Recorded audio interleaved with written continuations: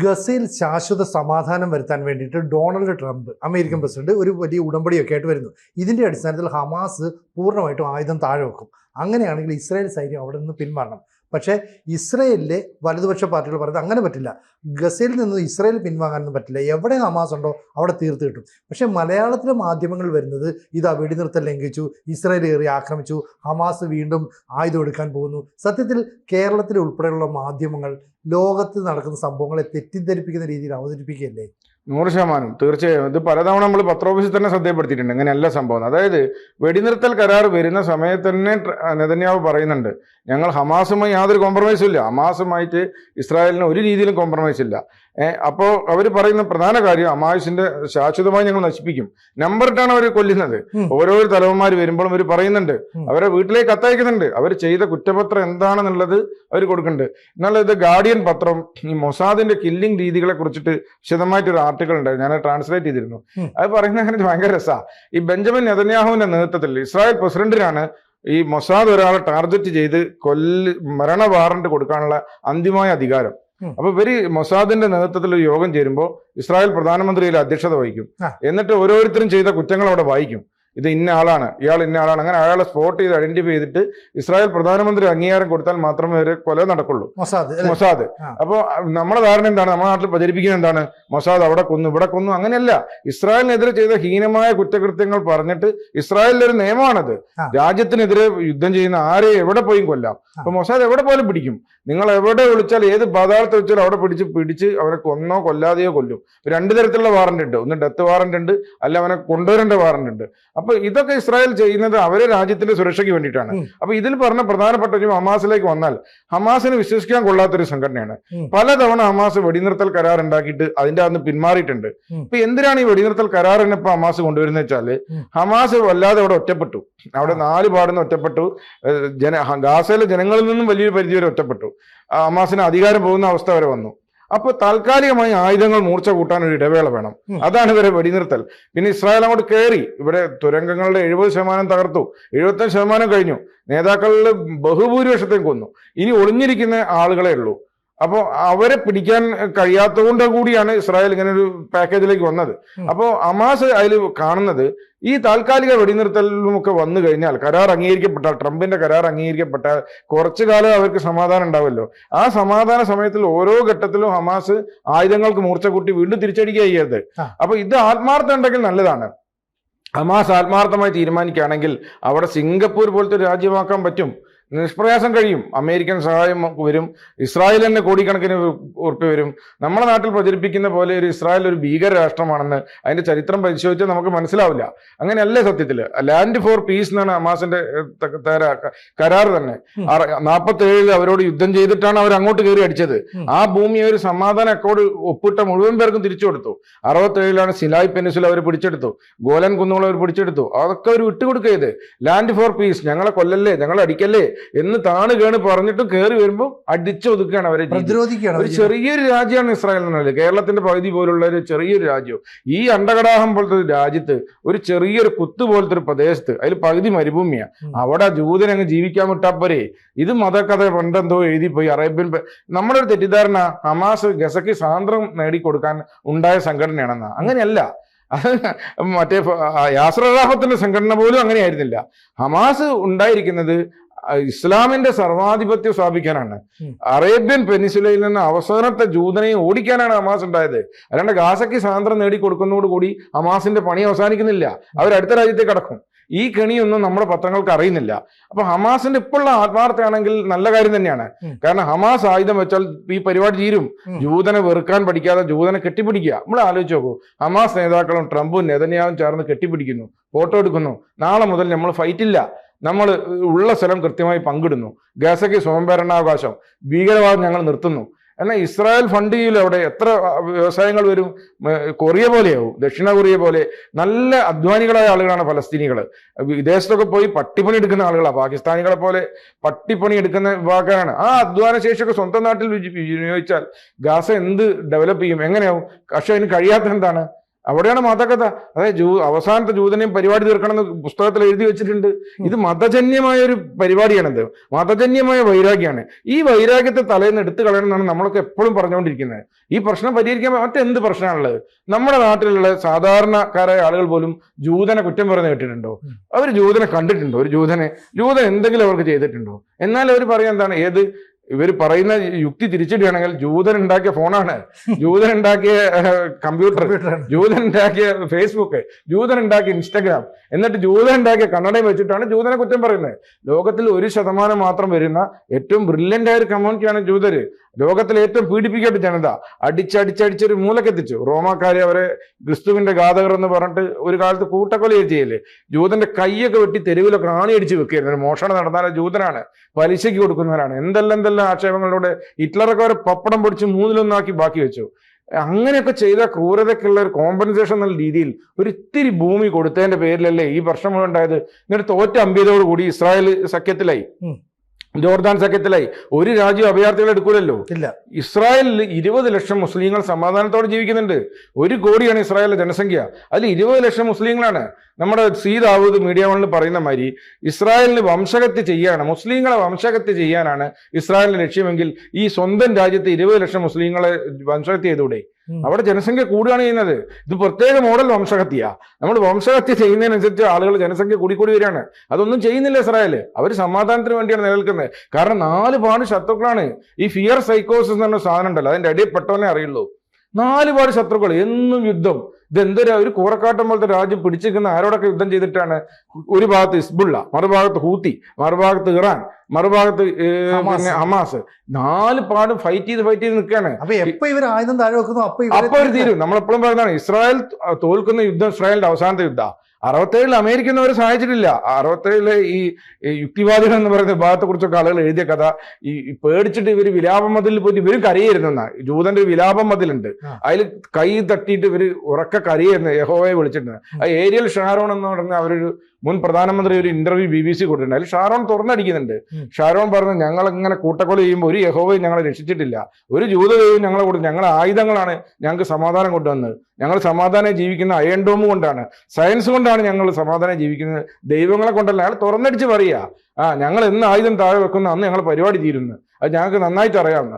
അപ്പൊ ഈ സിനാരിയോയിൽ വേണം നമ്മൾ ഇപ്പോഴത്തെ പരിപാടി കാണാൻ. എത്ര കാലം അത് മുന്നോട്ട് പോകും? ഹമാസ് ജീവിക്കുന്നത് മനസ്സിലാണ്. നമ്മുടെ നാട്ടിൽ ഹമാസിന് അനുയായികളില്ലേ? ആയിരക്കണക്കിന് ആളുകളുണ്ട് ഹമാസിന്. ഇവിടെ അതിനുള്ള സാധ്യത ഇല്ലേറ്റാ. ഹമാസിന് ഏതെല്ലാം തരത്തിലുള്ള വിങ്ങുണ്ട് അറിയോ? ഇപ്പൊ അൽ ജസീറയുടെ 3 പേർ മരിച്ചു. ഈ 3 പേർ ഒന്നാം തരം ഹമാസുകാരായിരുന്നു. അതായത് CJP എന്ന് പറയുന്ന പത്രക്കാരുടെ സംഘടനയിൽ നിന്ന് 20 ജേർണലിസ്റ്റുകളുടെ പേര് ഒഴിവാക്കി. അവരൊക്കെ ഭീകരരായിരുന്നു. ജേർണലിസ്റ്റ് പാസ് വാങ്ങി അവിടെ പോയിട്ട് പകല് റിപ്പോർട്ട് ചെയ്യുകയും രാത്രി തോക്കെടുത്ത് വെടിവെക്കുകയും ചെയ്യും. നമ്മുടെ നാട്ടിൽ അത്ര ആളുകളുണ്ട്. അവർക്ക് അതിനുള്ള സാഹചര്യം ഇല്ലായിട്ടാണ്, വെടിവെക്കാനുള്ള സാഹചര്യം അവർക്ക് ഇല്ലായിട്ട് റോക്കറ്റ് വിക്ഷേപണ കേന്ദ്രത്തിന്റെ കമാൻഡർ ആയിരുന്നു അൽ ജസീറയുടെ ഒരു മീഡിയ പേഴ്സൺ മരിച്ചത്. അപ്പൊ അങ്ങനെ പല രീതിയിൽ ഹമാസ് വരുന്നുണ്ട്, വേഷം മാറി വരും, പല രീതിയിൽ വരുന്നുണ്ട്. അപ്പൊ അതുകൊണ്ട് ഹമാസിനെ നിലനിർത്തുന്നത് ഗസയിലെ ജനങ്ങളല്ല, പുറമേ നിന്നുള്ള ഫണ്ടിങ്ങാ. ഒരൊറ്റ വെള്ളിയാഴ്ച പിരിവ് ഖത്തറിൽ നടത്തിയ കോടിക്കണക്കിന് രൂപയെ വരിക. ഖത്തറിൽ നിന്നും ഇറാനിൽ നിന്നും തുർക്കിയിൽ നിന്നും ഒക്കെ കോടിക്കണക്കിന് രൂപയുടെ ഫണ്ടിങ്ങായി പ്രവർത്തിക്കുന്ന ഒരു പരിപാടിയാണ് ഹമാസ്. അപ്പൊ ഈ ഹമാസ് എന്ന് പറയുന്ന ഒരു ആശയമാണ്. ഇപ്പൊ അവിടെ ആയുധം താഴെ വെക്കുമ്പോ അതേ മനസ്സുള്ള ആൾക്കാർ കേരളത്തിൽ നിൽക്കുകയാണ്. ഹമാസ് അവിടെ ആയുധം താഴെ വെച്ചാൽ കേരളത്തിൽ ഹമാസ് എത്തുന്നു. അങ്ങനെ എത്തിക്കൂടായില്ല. അതിന് സാഹചര്യങ്ങൾ ഇല്ലായിട്ടാണ്, അതായത് അതിനുള്ള കോയിൻസിഡൻസ് വരായിട്ടാണ്. ഇവിടെ അതിന് തക്ക മാനസികാവസ്ഥ ഉള്ളവരുണ്ട്, അതിന് തക്ക മാനസികാവസ്ഥ ലോകമെമ്പാടും ഉണ്ട്. അവര് സഹായിക്കുന്നുണ്ട്. ഹമാസിന് കേരളത്തിൽ നിന്ന് ഈട് കിട്ടുന്നുണ്ട്. സോളിഡാരിറ്റി എന്ന് പറയുന്ന ജമാഅത്തെ ഇസ്ലാമിന്റെ സംഘടനയുടെ ഒരു ഓൺലൈൻ യോഗത്തിൽ ഹമാസ് നേതാവ് പങ്കെടുത്തിരുന്നു. അതിനെതിരെ ഇവർ അന്വേഷണം തുടങ്ങി, സ്പെഷ്യൽ ബ്രാഞ്ച് അന്വേഷിച്ചിരുന്നു. ഒരു വർഷം മുമ്പാണ് സംഭവം. ആലോചിച്ച് നോക്കൂ, സോളിഡാരിറ്റിക്കാരുടെ ലിങ്ക് ആലോചിച്ച് നോക്കൂ. അവർക്കൊരു ഹമാസ് നേതാവിനെ ഓൺലൈൻ മീറ്റിംഗിൽ കൊണ്ടുവരാൻ പറ്റും. അയാളെ പിന്നെ ഇസ്രായേൽ കൊന്നു. അപ്പൊ അങ്ങനത്തെ ഒരുപാട് കണക്റ്റഡായ കാര്യങ്ങളുണ്ട്. അപ്പൊ ഹമാസ് എന്ന് പറയുന്ന ഒരു ആശയമാണ്. ആ ആശയത്തെ തകർക്കണമെങ്കിൽ ഡീറാഡിക്കലൈസേഷൻ പ്രോഗ്രാം വേണം. വെറുപ്പല്ല. ജൂതൻ എന്ന് പറയുന്ന ഒരു മനുഷ്യനാണ്. അവനെ നമ്മൾ വെറുക്കുകയോ ഭയപ്പെടുകയോ ചെയ്യേണ്ട കാര്യമില്ല. അവൻ നമ്മളെ സഹോദരനാണെന്നുള്ള മാനവികതയിലേക്ക് വരണം. അത് മതം പഠിപ്പിക്കൂല, പ്രത്യേകിച്ച് ഇസ്ലാം ഒരു രീതിയിലും പഠിപ്പിക്കൂല. അവൻ എൻ്റെ ശത്രുവാണ്. മുഹമ്മദ് മരിക്കാൻ കിടക്കുന്ന സമയത്ത് പോലും ലോകാ സമസ്ത സുഖിനോ ബന്ധു അല്ല, മക്കളെ നിങ്ങൾ ജൂതനെയും ക്രിസ്ത്യാനിനെയും വെറുതെ വിടരുതേ എന്ന് പറഞ്ഞിട്ടാണ് ഇങ്ങനെ ഒരു ടോക്സിസിറ്റി ഇതിൽ വരുന്നുണ്ട്. ഇത് നമ്മൾ പറയുന്നത് വിദ്വേഷം പ്രചരിപ്പിക്കല്ല, യാഥാർത്ഥ്യങ്ങൾ പറയണം. അങ്ങനെ അല്ലെങ്കിൽ അത് കൗണ്ടർ ചെയ്യട്ടെ. ആയിരക്കണക്കിന് ആളുകൾ അതിന്റെ കൃത്യമായ മതപരമായ വാചകങ്ങൾ തന്നെ ഉദ്ധരിച്ചിട്ടുണ്ട്. മതപരമായി വരുന്നൊരു വെറിയാണ്.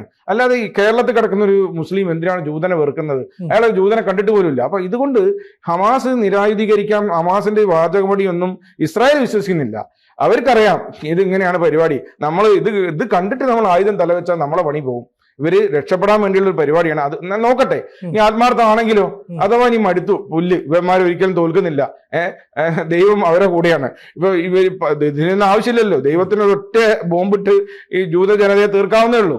എല്ലാ യുദ്ധത്തിലും ജൂതൻ തന്നെ ജയിക്കുന്നു. 47 ജയിച്ചു, 67 ജയിച്ചു, 71 യോങ്കിപ്പൂരിൽ ആദ്യം ഭയന്നു പോയെങ്കിലും ജയിച്ചു. അങ്ങനെ തുടർച്ചയായി വിജയിച്ചു വരികയാണല്ലോ ഇവർ ചെയ്യുന്നത്. അപ്പൊ ഹമാസിന് ഒരു പേടി ഒടുങ്ങിയിട്ടുണ്ടാവും, ഇനിയിപ്പോ ഒന്ന് സമാധാനമായി കളയാം, ആയിക്കോട്ടെ, അത്രയും നന്ന്. പക്ഷെ പൂർണ്ണമായി ആയുധം താഴെ വെച്ചാൽ ഇസ്രായേൽ തീരുകയാണ് ചെയ്യുക. അത് യാതൊരു തർക്കമില്ല. അത് അവർ നോട്ട് ചെയ്യുന്നുണ്ട് കൃത്യമായിട്ട്.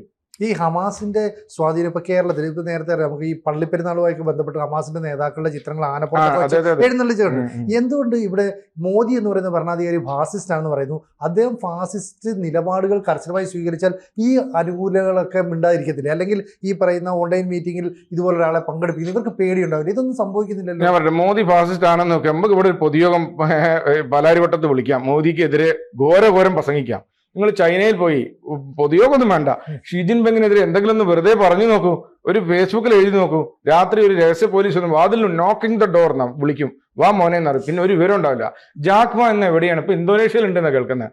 മറ്റേ ഇതിന്റെ ആലിബാബ എന്ന കമ്പനിയുടെ ഓണറായ വളരെ പ്രശസ്തനായ എന്റർപ്രണർ, ലക്ഷക്കണക്കിന് ഡോളർ ചുരുങ്ങിയ കാലം കൊണ്ട് സമ്പാദിച്ച ആലിബാബാന്റെ ഉടമ, അദ്ദേഹം ഒരു ചടങ്ങിൽ ഷീ ജിൻപിങ്ങിനെ പരോക്ഷമായി വിമർശിച്ചു പോയി. പരോക്ഷമായി, ഡയറക്റ്റ് ആയിട്ടല്ല കേട്ടോ, ഒരു വിവരമില്ല. ഇപ്പൊ ഇന്തോനേഷ്യയിൽ അവിടെ ഉണ്ട് പറഞ്ഞത്. ഇങ്ങനെയാണ് ചൈന. ഇത് ഇന്ത്യയിൽ നടക്കുന്നുണ്ടോ? നിങ്ങൾക്ക് സംഘപരിവാറിന് പഞ്ഞിക്കിടാം, നിങ്ങൾക്ക് ആരെ വേണം പറയാം. നമുക്ക് ഇവിടെ നിന്നുകൊണ്ട് മതവിമർശനം നടത്താനുള്ള സ്വാതന്ത്ര്യം ഈ രാജ്യത്തുണ്ട്.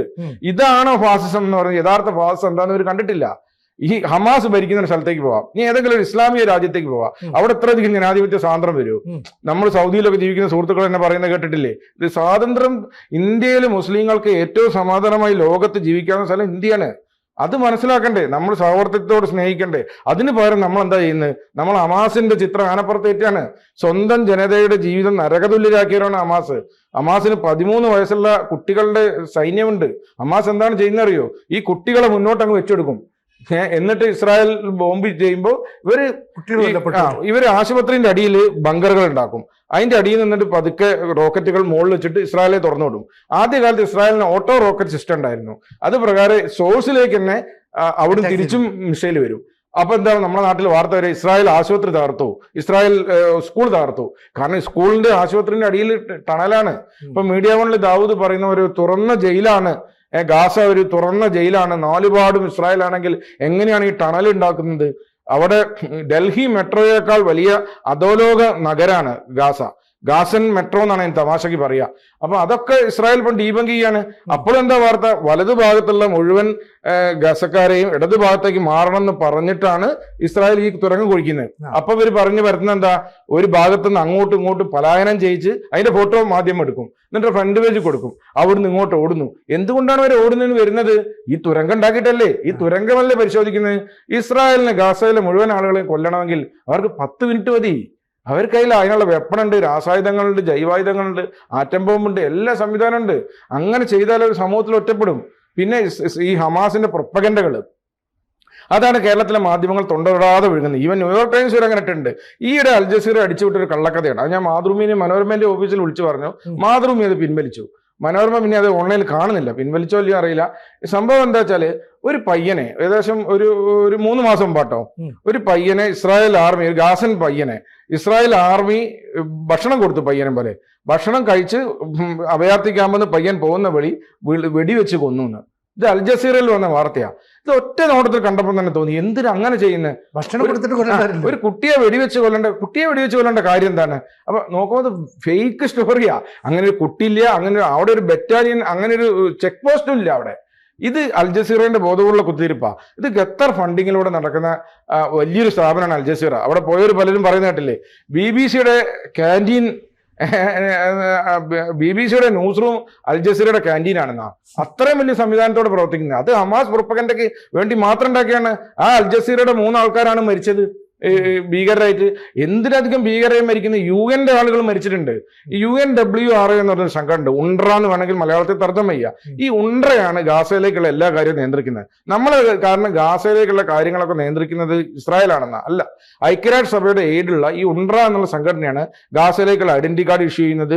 ഗാസൻ ആരോഗ്യ മന്ത്രാലയം ഇവരെ കയ്യിലാണ്. ഇവർ കൊടുക്കുന്ന കഥകളാണ് പത്രത്തിൽ വരിക. ഇവർ ഇങ്ങനത്തെ കഥകളാ കൊടുക്കുക, മുഴുവൻ വെടിവെച്ചു കൊന്ന്. അവിടെ എത്ര പേര് ഇസ്രായേൽ സംരക്ഷിച്ചിട്ടുണ്ട് അറിയോ? അതായത് സുഖമില്ലാത്ത ഗാസൻ കുട്ടികളെ ഇസ്രായേൽ ആർമി കൊണ്ടുപോയി ഇറ്റലിയിലും ഒക്കെ കൊണ്ടുപോയി വിദേശ രാജ്യങ്ങളിൽ കൊണ്ടുപോയി ചികിത്സിച്ച് കൊണ്ടുവന്ന് രക്ഷിച്ചതും ഒരുപാട് കാര്യങ്ങളുണ്ട്, അതൊന്നും പറയില്ല. പിന്നെ ഇസ്രായേൽ സ്വന്തം പൗരന്മാരെ വെടിവെച്ചിട്ടുണ്ട്. ഈ ഫിയർ സൈക്കോസിസ് എന്ന് പറഞ്ഞ സാധനമുണ്ട്. പേടിയുടെ ഒരു ഉദാത്ത ഭാവത്തിലാണ് ഇസ്രായേൽ നിൽക്കുന്നത്. ഇസ്രായേൽ എംബസിയിലൊക്കെ പോയി പറയുന്നതൊക്കെ സന്തോഷ് ജോർജ് പറഞ്ഞിട്ടുണ്ട്, ലോകത്തിലെ ഏറ്റവും കർശനമായ ചെക്കിംഗ് ആണെന്നാ.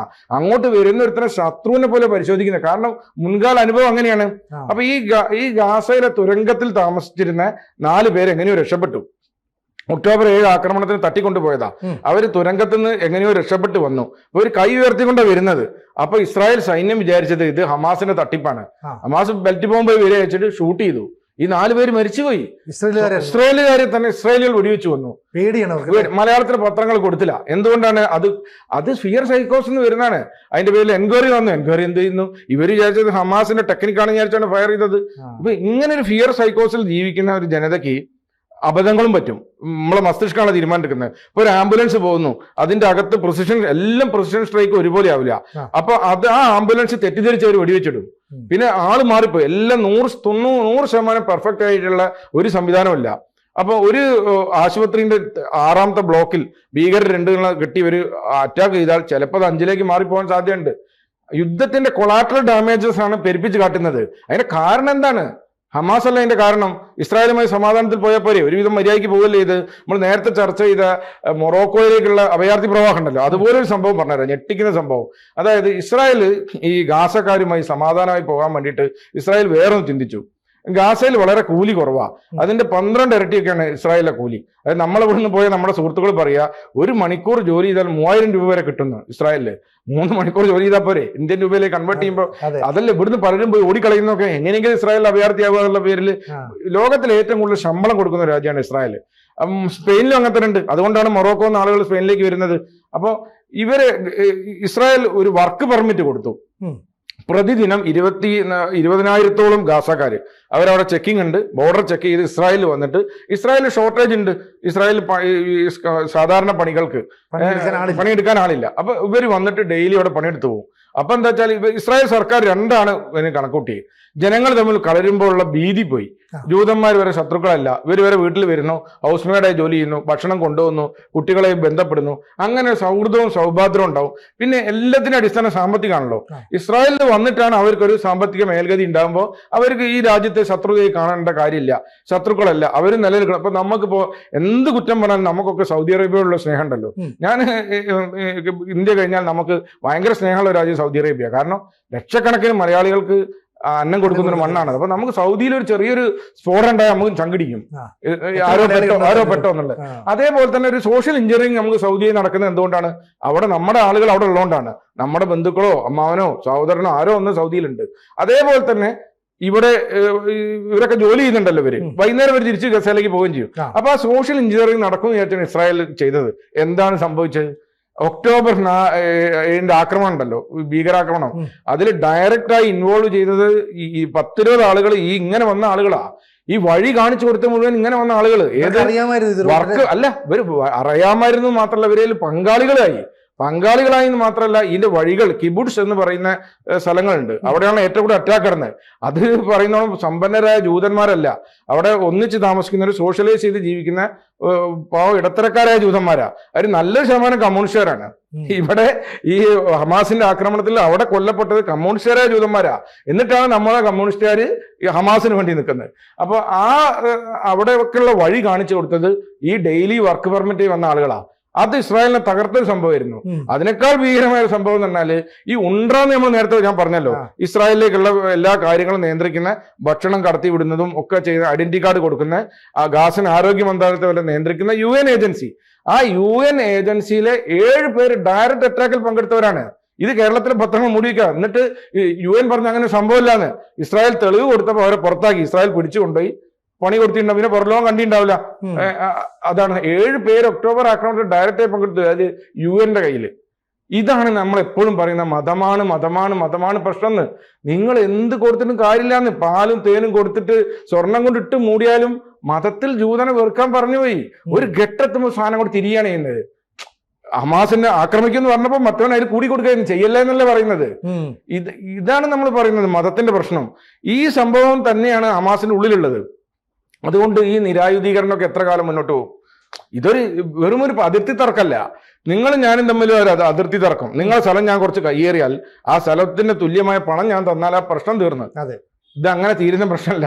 ഇത് നൂറ്റാണ്ടുകൾക്ക് മുമ്പേ മതകഥയിൽ എഴുതി വെച്ചൊരു പ്രശ്നമാണ്. അതുകൊണ്ട് തന്നെ എന്താവെന്ന് കണ്ടറിയണം. ഒരു കാര്യം ഉറപ്പാണ്, ആയുധം താഴെ വെച്ചാൽ ഇസ്രായേൽ തീരും. അതുകൊണ്ട് അവർ ആയുധം താഴെ വെക്കുന്നില്ല, ഇങ്ങനെ പോകുന്നു. ഞാൻ പറഞ്ഞല്ലോ, ഇത്ര സംഭവങ്ങളിൽ ഏതെങ്കിലും ഒന്ന് നമ്മുടെ പത്രങ്ങൾ റിപ്പോർട്ട് ചെയ്തോ? UN ജീവനക്കാർ ഹമാസിന്റെ ആക്രമണത്തിൽ നേരിട്ട് പങ്കെടുത്തുള്ളത് മാതൃഭൂമിയോ മനോരമയോ മീഡിയ വണ്ണോ റിപ്പോർട്ട് ചെയ്തോ? രണ്ടാമത്തെ കാര്യം ഞാൻ പറഞ്ഞല്ലേ, ഈ പറയുന്ന 25,000 പേരോളം വർക്ക് പെർമിറ്റിൽ പങ്കെടുത്ത് അതിൽ 17 ആളുകളാണ് വഴികാട്ടി കൊടുത്തത്. ഇതൊക്കെ ഇസ്രായേലിനെ നടിക്കുന്ന. പിന്നെ പറയുമ്പോൾ മറ്റൊരു കാര്യം പറയട്ടെ, വേൾഡ് ട്രേഡ് സെന്റർ ആക്രമണം നടന്നതിന്റെ റിപ്പോർട്ട് വന്നപ്പോൾ അമേരിക്ക ഏറ്റവും നന്നായി ഭയങ്കരമായി നടുങ്ങിപ്പോയ സംഭവം എന്താ വെച്ചാൽ, അവരൊരിക്കലും പ്രതീക്ഷിക്കാത്തൊരു സാധനം തന്നാൽ അവർ പഠിപ്പിച്ച് വളർത്തിയ, അവിടെ റെഫ്യൂജികളായി വന്നിട്ട് അവരെ പഠിപ്പിച്ച് വളർന്ന് ഡോക്ടർമാരും എഞ്ചിനീയർമാരായ ഒരു ഹെലൈറ്റ് മുസ്ലിം കമ്മ്യൂണിറ്റി ഉണ്ട്. അതിലൊരു 9-10 പേര് ഈ വേൾഡ് ട്രേഡ് സെന്റർ ആക്രമണത്തിന് ഒത്താശ ചെയ്ത് കൊടുത്തവരാണ്. അതവരെ നടുക്കി കളഞ്ഞു. ഇപ്പോ ഇന്ദിരാഗാന്ധിനെ വെടിവെക്കുന്നതിന് കാരണമായ സത്വന്ത് സിംഗും ബിയാസ് സിംഗും ഇന്ദിരാഗാന്ധിയെ വെടിവെക്കുന്നതിന് എത്രയോ മുമ്പ് തന്നെ ഇന്റലിജൻസ് റിപ്പോർട്ട് ഉണ്ടായിരുന്നു. സിഖുകാരുടെ ഇന്ദിരാഗാന്ധിയുടെ സെക്യൂരിറ്റി സിസ്റ്റത്തിൽ ഇടരുതെന്ന്. അപ്പൊ ഇന്ദിരാഗാന്ധി അതിനെതിരെ RV സെക്കുലർ എന്ന് ചോദിച്ച് തിരിച്ചൊരു കുറിപ്പ് എഴുതി കൊടുത്ത ഏറ്റവും വിശ്വസ്തനാണ് ഇന്ദിരാഗാന്ധിയുടെ വിശ്വസ്തരാണ് ഇന്ദിരയെ ഷൂട്ട് ചെയ്യുന്നത്. ഇതിന്റെ പേരാണ് മതം. ഇത് നിങ്ങൾ വിചാരിക്കുന്ന മാതിരി അതിർത്തി തർക്കമോ നിസ്സാര മത ഇടപെട്ട കേസ് പരിഹരിക്കാൻ വളരെ ഇതാണ്. അപ്പൊ ഇത് അതിഭീകരമായൊരു സംഭവമാണ് ആ സാധനം. അതുകൊണ്ട് ഹമാസിന്റെ നിരായുധീകരണം എന്നും ട്രംപൊക്കെ വിചാരിക്കുന്ന നല്ല കാര്യങ്ങളാണ് ഒക്കെ. നിരായുധീകരിക്കപ്പെട്ടാൽ നന്ന്, ഗാസ മാറിയാൽ നന്ന്. പക്ഷെ അത് എത്ര കണ്ട് മാറും എന്നുള്ളത് നമ്മൾ കണ്ടറിയേണ്ടിയിരിക്കുന്നു. കൂടുതൽ വാർത്തകളും വിശേഷങ്ങളും നിങ്ങളിലേക്ക് എത്താൻ ABC മലയാളം സബ്സ്ക്രൈബ് ചെയ്യുക, ബെൽബട്ടനും അമർത്തുക.